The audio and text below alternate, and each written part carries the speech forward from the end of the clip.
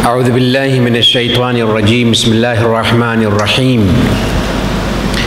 अल्हम्दुलिल्लाहि रब्बिल आलमीन व सल्लल्लाहु अला सय्यिदिल अंबियाइ वल मुरसलीन सय्यिदिना व नबिय्यिना व हबीब क़ुलूबिना व तबीब नुफूसिना व शफ़ीअ ज़ुनूबिना अबिल क़ासिम मुहम्मद अल्लाहुम्मा सल्लि अला मुहम्मद व आलि मुहम्मद व अला आलिहि त्तय्यबीन अत्ताहिरीन अल-मासूमीन अल-मज़लूमीन अल्लज़ीना अज़हबल्लाहु अन्हुमुर रिज्स व तह्हरहुम तत्हीरा अल्लाहुम्मा सल्लि अला मुहम्मद व आलि मुहम्मद वल्लअनतुद्दाइमतुल बाक़ियतु अला अअदाइहिम अजमईन मुन्ज़ु अदावतिहिम इला क़ियाम यौमिद्दीन अम्मा बअद फ़क़द क़ाल अल्लाहुल हकीम फ़ी किताबिहिल करीम बिस्मिल्लाहिर रहमानिर रहीम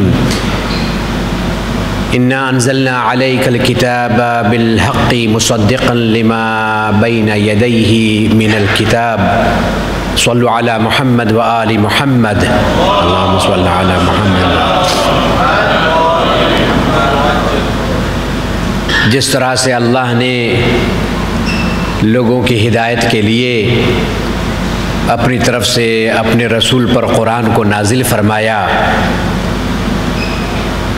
उसी तरह से अल्लाह सुब्हानहु व तआला ने किताब के साथ साथ एक हक़ को भी रसूल को अता किया है कि जैसे ये किताब है आप इसके ज़रिए से लोगों की हिदायत करेंगे, उसी तरह से मैं आपको हक़ देता हूँ, हक़ के ज़रिए से भी आप लोगों को मेरी तरफ बुलाएंगे और उनकी हिदायत करेंगे। वो हक़ अमीरुल मोमिनीन अली इब्न अबी तालिब अलैहिस्सलातु वस्सलाम अल्लाहुम्मा सल्लि अला मुहम्मद व आलि मुहम्मद, आपकी ज़ात-ए गिरामी हक़ है। जिस तरह से कुरान में पूरी कायनात का इल्म है, क़यामत तक जो कुछ होने वाला है या जो कुछ हो चुका है या जिसकी भी इंसान को ज़रूरत है, वो सारा इल्म अल्लाह ने कुरान में नाजिल फरमाया है। वैसे ही जितना भी इल्म पॉसिबल हो सकता है वो सारा का सारा अल्लाह ने उस इल्म को हक़ में उतारा है, और वो हक़ जो है वो अली अलैहिस्सलातु वस्सलाम है।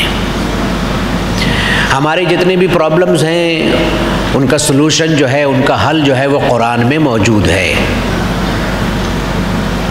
इसलिए कि कुरान जो है वो मुश्किल कुशा है। कोई भी मुश्किल हो तो उसका हल जो है वो कुरान में है। जिस तरह से कुरान में हर मुश्किल का हल है, उसी तरह से ज़ात-ए अली अलैहिस्सलातु वस्सलाम में भी हर मुश्किल का हल है, इसलिए कि ये भी मुश्किल कुशा हैं। तो कुरान भी मुश्किल कुशा और ज़ात-ए अली भी मुश्किल कुशा।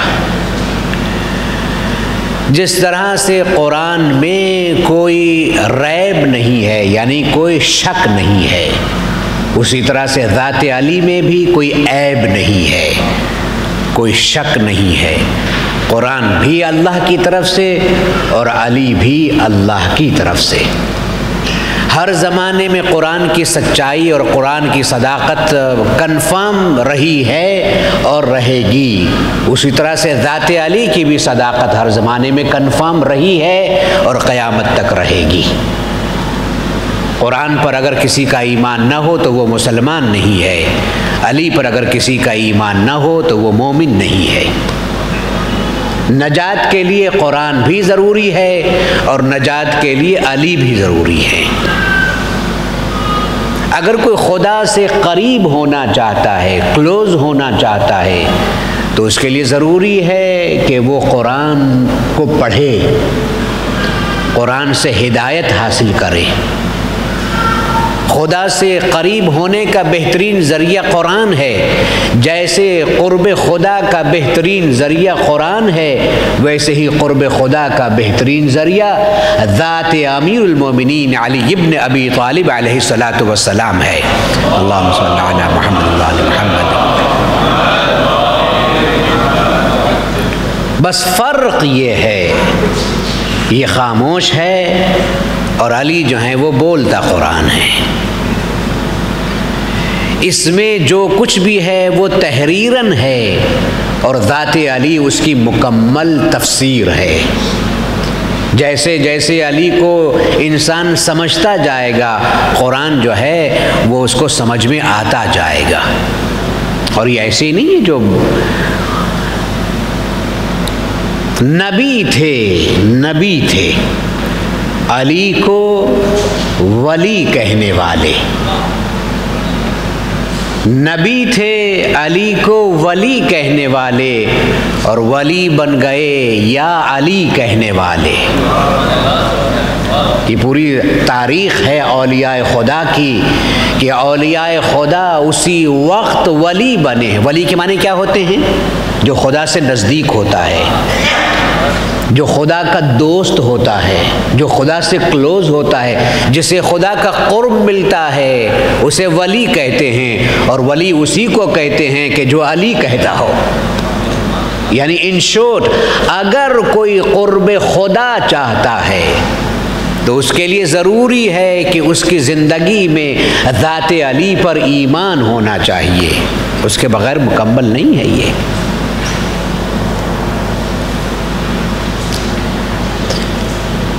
रसूलुल्लाह सल्लल्लाहु अलैहि वआलिहि वसल्लम की वफ़ात के बाद, अल्लाहुम्मा सल्लि अला मुहम्मद व आलि मुहम्मद, एक बहुत बड़ा यहाँ पर जिसको हम ये कहते हैं यूनान, उर्दू में उसको यूनान कहते हैं, वो ग्रीक जो है, वहाँ बहुत बड़ा एक फिजिशियन था, बहुत ही माहिर था, बहुत क्लेवर था। मरीज को देखते ही मरज़ पहचान लेता था, और जो दवा वो देता था वो फ़ायदेमंद ज़रूर होती थी, और वो बचा लेता था मरने से। उसे पता चला, उसे वहाँ पर यूनान में, ग्रीक में पता चला कि मक्के में एक आदमी है जिसने नबूवत का दावा किया है, और धीरे धीरे लोग जो हैं वो बहुत बड़े नंबर में जमा होने लगे हैं उसके पास।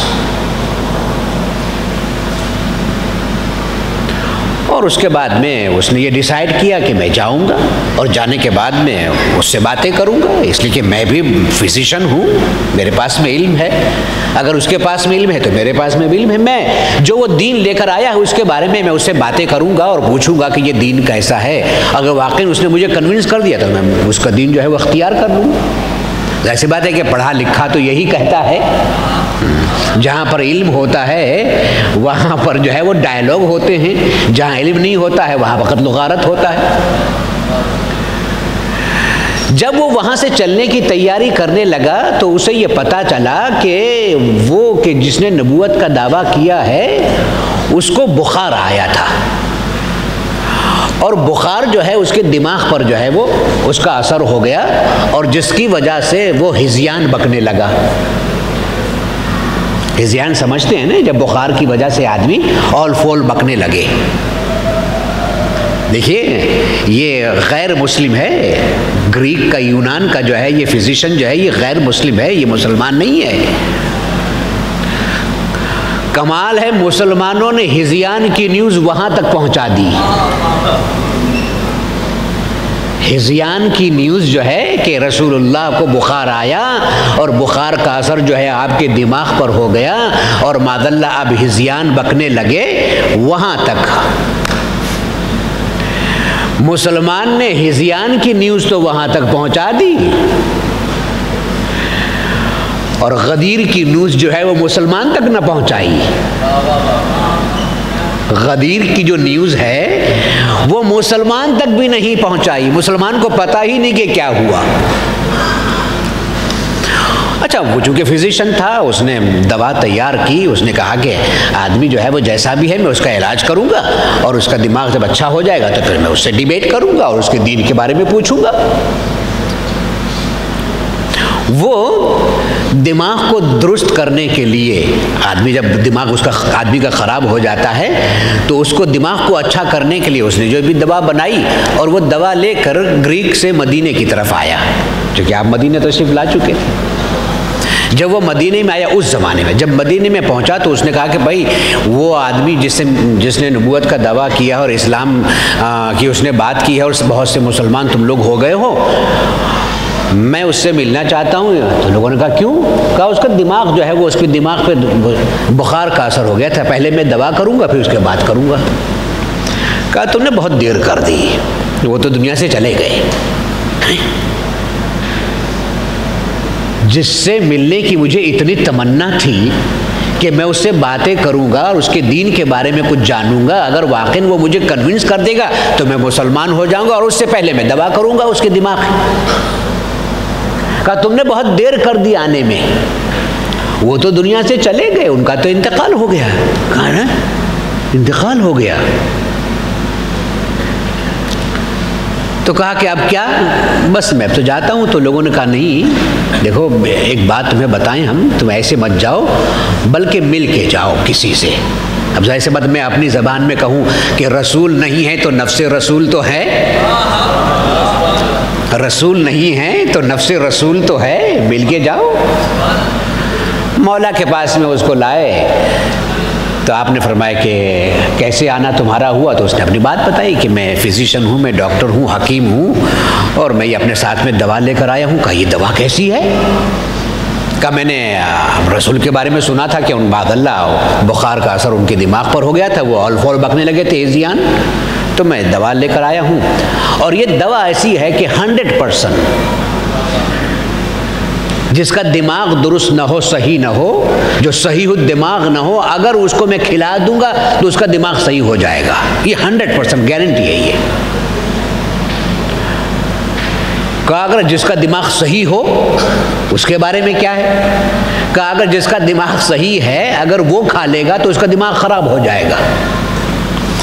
कहा अच्छा बातें बात की हैं, लेकिन एक बात तुझे बता, मेरे चेहरे देखने से तुझे क्या पता चलता है कि मैं कौन हूँ? कहा जब से मैंने आपको देखा है, मौला से कहता है जब से मैंने आपको देखा है ये तो तय है, वो लोग जिनको मैं मिल के आया हूँ वो अलग हैं, आप अलग हैं। वो अलग हैं, आप अलग हैं। कहा मेरे दिमाग के बारे में क्या कहता है? कहा जब से मैं आपसे बात कर रहा हूँ मैंने दुनिया में आपके जैसा कोई जीनियस देखा ही नहीं। इतने पढ़े लिखे लोग मुझसे मिले हैं, मैं उनसे मिला हूँ अपने यहाँ पर और दूसरी जगह पर, लेकिन आपके जैसा मैंने सही दिमाग और पढ़ा लिखा मैंने किसी को पाया नहीं। आपने फरमाया कि तुम्हारी दवा कहाँ है? तो उसने दवा मैं देखना चाहता हूँ। तो उसने हाथ पर दवा रखी मौला के, मौला ने दवा देखी, कहा है तो अच्छी दवा, बड़ी मेहनत से तूने बनाई है, लेकिन फिर मैं तुझसे पूछना चाहता हूँ, ये बता अगर जिसका दिमाग सही हो अगर इसको खा ले तो क्या होगा? कहा वो पागल हो जाएगा। बस जैसे ही उसने कहा पागल हो जाएगा, मौला ने वो दवा खा ली। अब मौला ने दवा तो वो खाई, लेकिन इसकी आंखें जो हैं वो बस ऊपर ऊपर हो गई, जिसको कहते हैं कि बिल्कुल रुक गई। चेहरा जो है इसका पीला हो गया, हाथ पैर जो हैं वो कांपने लगे और कहा कि अली ये आपने क्या किया? इतनी मुश्किल से मैं आप जैसे पढ़े लिखे से मिला था, मैंने सोचा था कि अब वो नहीं हैं जिनसे मैं मिलने आया था, तो मैं आप ही से बातें करता, इसलिए कि आपकी बातों में सुना है मिठास तो वही है, लहजा भी आपका वही है। अब आपने ये क्या किया? आपका दिमाग तो बिल्कुल खराब हो जाएगा। अब उसे आईना कौन दिखाए कि बात तू ये कर रहा है कि इनका दिमाग खराब हो जाएगा? दिमाग तो तेरा खराब हो गया है, हाथ पैर तेरे कांपने लगे हैं। कहा अच्छा मौलाना फरमाया इसके बताओ क्या कहना चाहते हो? कहा ये आपने दवा जो खाई है बस आप काम से गए, आप काम से गए। देखिए मैं आपको बताए देता हूँ, छोटा सा पत्थर वहाँ पर ज़मीन पर पड़ा हुआ था, वहीं पर छोटा सा पत्थर। उसने कहा इस पत्थर को मत उठाइएगा, इसलिए कि अब आप अपने से बाहर हो चुके हैं। जो इस दवा को खाता है फौरन पागल हो जाता है। मैं आपको ये कहता हूँ बस संभल के बैठिए और इस पत्थर को उठाने के लिए हाथ भी मत बढ़ाइएगा, इसलिए कि ज़रा सा भी आपने वज़न उठाया नहीं कि आप डिसबैलेंस हो जाएंगे। आपने कहा वो सामने मकान देख रहे हो, दरवाज़ा जो खुला था, सामने मकान देख रहे हो? कहाँ? कहा ये बताओ, इस पत्थर का वज़न ज़्यादा है कि उस मकान का वज़न ज़्यादा है? उसने कहा अली, ये जो सामने मकान है इसको वे करने के लिए अभी तक कोई स्केल बना ही नहीं है, ऐसा इतना वजनी है ये। कहा अच्छा? कहा देख। आपने हाथ यूं बढ़ाया और उस मकान के नीचे हाथ डाला और मकान को उठा लिया।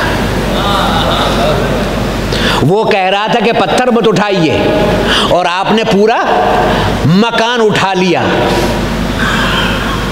अब वो देख रहा है कि अरे कमाल की बात है, मेरी दवा इसने खाई है।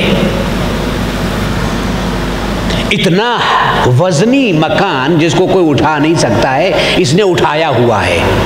काली आप ये क्या कर रहे हैं? कहा जो तू देख रहा है वही कर रहा हूं। आपने मकान को नीचे फिर से रखा, ये भी जो बौखलाया हुआ था, और कहा कि जा मकान मालिक से पूछ के क्या हुआ। वो दौड़ा हुआ आया तो उसे जैसे ही दरवाज़ा खटखटाया तो अंदर से कोई एक आदमी सो रहा था। वो आंखें मलता हुआ निकला कि भाई क्या है?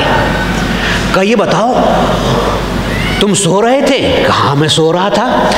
कहा तुम्हें कुछ ऐसी बात महसूस हुई कि तुम्हारा मकान हिल रहा है? तुम्हें मालूम है ये जो सामने मकान में रहता है उसने तुम्हारा पूरा मकान मेरे सामने अपने एक हाथ पर उठाया। या मैं अपने अल्फाज में कह दूं, जैसे अली के हाथ पर दरे खैबर था। इस आदमी ने जो सामने रहता है इसने अपने हाथ पर पूरा मकान उठाया था। वो एक मर्तबा उसकी तरफ देखकर कहता, पागल हो गए हो, ऐसी बहकी बहकी बातें कर रहे हो? देखा आपने? रसूल के दिमाग के बारे में भी अगर कोई कहता है कि उस पर बुखार का असर या दवा करने के लिए भी कोई आता है तो दुनिया वाले उसे पागल कहते हैं। दुनिया वाले उसे पागल कहते हैं। उसके कुछ समझ में नहीं आया और वो फिर मौला के पास में आया। काली, एक बात आपसे मैं कहना चाहता हूं, सच बताएं कि आप कौन हैं। ये सब देखने के बाद में कि अभी तक वैसा ही आपका दिमाग का, जिस नबी से तू मिलने आया था, जिस नबी के दिमाग का तू इलाज करने आया था, मैं उसी का वसीय बरहक अली इब्न अबी तालिब अलैहिस्सलातु वस्सलाम हूँ। अल्लाहुम्मा सल्ली अला मुहम्मद व आलि मुहम्मद।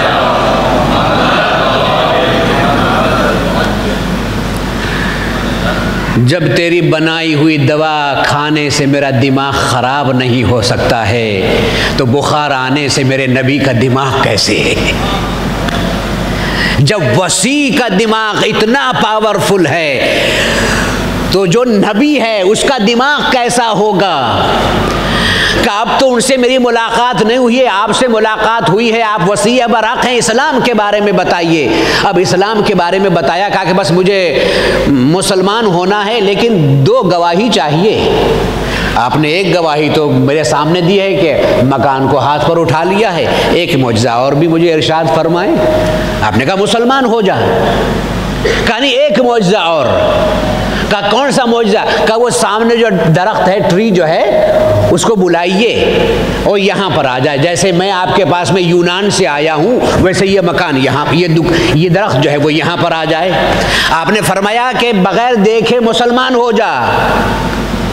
इंसिस्ट करने लगा। कहा बस अली बुला ही लो ने। आपने फरमाया मुसलमान हो जा। मुसलमान हो गया। मुसलमान हो गया तो अब दिल में तड़प और बढ़ी। अब चूंकि अब तो ईमान, दौलत ईमान आ गई है, अब दिल में और तड़प बढ़ी। काली 2 गवाही चाहिए, एक गवाही तो आपने दी, इस दरख्त को भी बुला लीजिए। का अब मेरे बुलाने की जरूरत नहीं है, अब तू मेरा नाम ले वो खुद ही आ जाएगा। इसलिए कि तू अब अली के चाहने वालों में दाखिल हो गया है, तू वली बन गया है, वली। और वली वही होता है जो अली कहता है और वो चीज़ हो जाती है। अल्लाह ने वसीय बरहक बनाया इसलिए कि खुद ये हक हैं, हक। दुनिया ने नहीं पहचाना अली को, दुनिया ने नहीं पहचाना। इतना वक्त नहीं है कि मैं आपकी खिदमत में इंशाअल्लाह, अभी कल की मजलिस और है तो कुछ बातें बयान करूँगा। दुनिया ने नहीं पहचाना। इतना अजीम इंसान, इतना अजीम इंसान। देखिए, जितने भी कूफे में या मदीने में जितने भी रहते थे, जिन्होंने मौला को देखा, जहाँ जिस गैदरिंग में मौला जाते थे, या जो लोग मौला के पास में आते थे, वो कहते थे कि अली की सिफत अजब है, अजब सिफत है। अली जब हम में होते थे तो लगता था कि हमारे बिल्कुल बिल्कुल बैठना, उठना, बोलना कोई नहीं कह सकता था। लेकिन जब अली मुसल्ले इबादत पर होते थे, मुनाजात के लिए अली के हाथ बुलंद होते थे, तो लगता ये था कि अली से अली बात कर रहा है। लगता ये था कि जैसे अली से अली बात कर रहा है, कोई उनका मुकाबला नहीं था, कोई मुकाबला नहीं। और अगर किसी यतीम को देखते थे और अपने करीब बुलाकर उससे दस्ते शफ़क़त या मेहरबानी का मुज़ाहरा करते थे, तो अली से बढ़कर कोई शफ़क़त करने वाला नहीं। अबुल यतामा, यतीमों के बाप अली थे। वो अली मस्जिद कूफा में जहर में बुझी हुई तलवार से ज़ख्मी किए गए। देखिए, सर पर जो मौला की तलवार लगी है, उस तलवार से खून इतना निकला है, इतना, कि मौला ने बैठकर नमाज पढ़ी है, बैठकर। मौला हसन मुज्तबा ने नमाज पढ़ाई, मौला ने बैठकर नमाज पढ़ी है। और तारीख़ में है, जब मौला को घर की तरफ ले गए हैं तो ऐसे ले गए जैसे जनाजा ले जाया जाता है। ये कायनात का वाहिद मजलूम है जिसका जनाजा 2 मरतबा उठाया गया। एक तो मस्जिद कूफा से घर की तरफ, और एक घर से आज अली जहां पर दफन है वहां की तरफ। कायनात का बहुत मजलूम इमाम, सर पर पट्टी बांधी गई ताकि खून रुक जाए।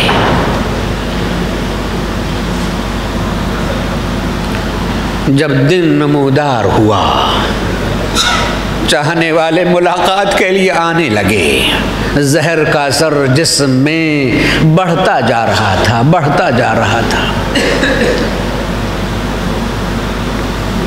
मौला के एक सहाबी हैं जिनका नाम है सासा बिन सौहान। वो दरे दौलत पर तशरीफ़ लाए। मौला हसन मुज्तबा से कहते हैं कि शहजादे, मुझे आका से मिलना है। का ये मुलाकात का वक्त नहीं है। बाबा को कभी आंख बंद होती है, कभी आंख खुलती है, बाबा बहुत तकलीफ में हैं। का बस सिर्फ एक मरतबा मैं मौला की मुलाकात करना चाहता हूँ, ज़ियारत करना चाहता हूँ। जैसे ही सासा अंदर आए, मौला की हालत देखी, बहुत ज़ोर ज़ोर से रोने लगे। पट्टी बंधी हुई है, मौला बिल्कुल ही निढाल हैं। इशारे से बुलाया, आओ। सासा आन कर बैठे और एक मरतबा सासा रोकर कहते हैं, मौला मौला, मैं जब भी आपके पास में आता था आप नसीहत करते थे, अब आप जा रहे हैं, अब कौन नसीहत करने वाला? अब कुरान की आयतें सुनाने वाला कौन होगा? मौला जाते जाते कुछ सुना दीजिए, जाते जाते कुछ सुना दीजिए। बस जैसे ही सासा ने कहा, वैसे मौला ने अपनी 2 उंगलियां बुलंद की और एक मरतबा इशारे से कहा, इस उम्मत के 2 बाप थे, एक रसूल और एक मैं। अल्लाह का रसूल तो पहले चला गया, अब मैं भी जा रहा हूं, उम्मत यतीम हो रही। और एक मरतबा फरमाते हैं सासा इससे ज़्यादा और नसीहत क्या हो सकती है, मेरी हालत देखो, यस्टरडे मैं तुम्हारे दरमियान में था, आज मेरी हालत ये है और कल मैं तुम्हारे दरमियान में न रहूँगा। यही इंसान की ज़िंदगी है, एक दिन होता है, कमज़ोर हो जाता है, फिर चला जाता है। बस जैसे ही मौला ने ये कहा वैसे अंदर से आवाज़ आने लगी, ए बाबा अपनी मौत की खबर न दीजिए, मैं कहूँगा ए शहजादी ज़ैनब आपसे अपने बाबा की मौत की खबर न सुनी गई। करबला में कैसे हुसैन के गले पर चलता खंजर। अला लानतुल्लाहि अलल कौमिल ज़ालिमीन व सयअलमुल लज़ीना ज़लमू अय्य मुनक़लबिन यन्क़लिबून। मातम हुसैन।